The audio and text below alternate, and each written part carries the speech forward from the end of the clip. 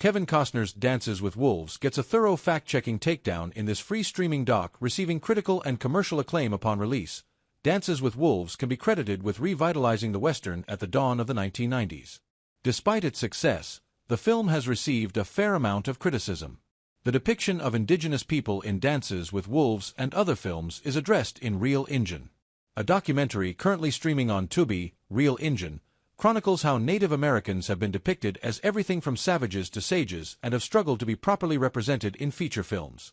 Director Neil Diamond, not that one, examines the history of inaccurate depictions and how several indigenous actors and filmmakers have helped turn the course of inaccuracies that have existed since the beginning of the motion picture. Less than flattering history, the history of how indigenous people have been portrayed in film has been inconsistent, inaccurate, and often demeaning. In silent films such as Nanook of the North, indigenous tribes are depicted as primitive people living in a world completely removed from modern civilization. This stereotype of the noble savage was prominent throughout the 20th century.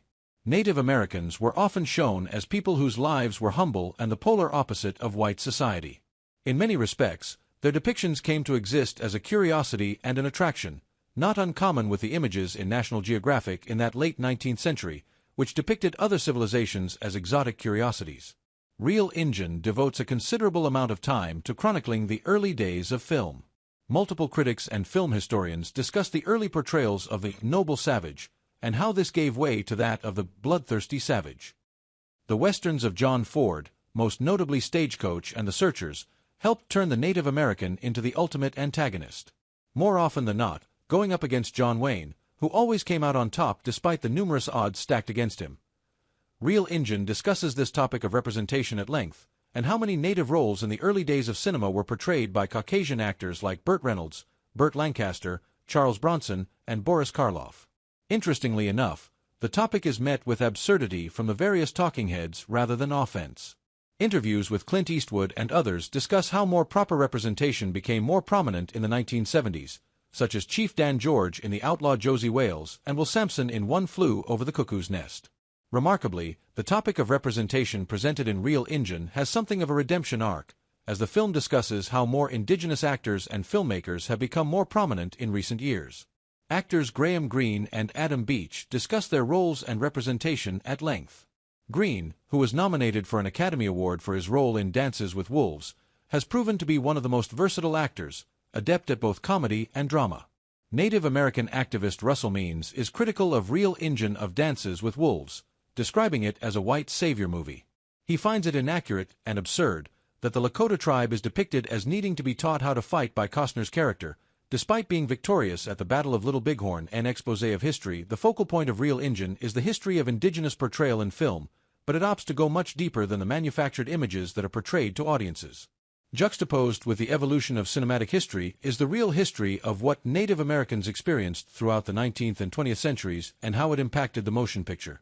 Real Injun touches on the forced resettlement to reservations, the assimilation into American society, and how both of these have resulted in institutional poverty. The correlation between these events and cinema is a major topic of discussion, and one that's offered from the perspective of those who were there. Russell Means discusses the standoff at Wounded Knee, where the FBI besieged the American Indian Movement, AIM, and how Sachin Littlefeather brought awareness to the situation by accepting Marlon Brando's Academy Award for The Godfather and speaking on AIM's behalf. Perhaps one of the most poignant topics is the romanticization that films such as They Died with Their Boots on displayed when depicting Custer's last stand.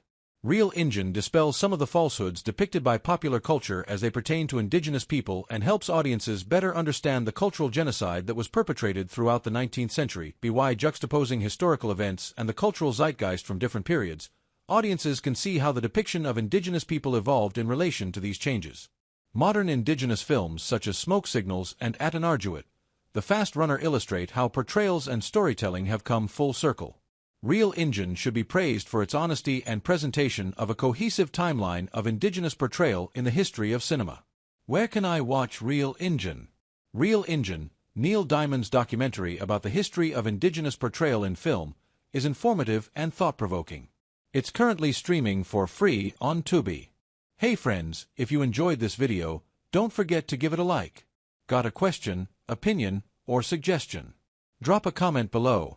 I read all of them, and I often feature interesting ones in my next videos. And most importantly, for more exclusive boxing highlights and celebrity news, make sure to subscribe to the channel and hit the notification bell so you never miss an update.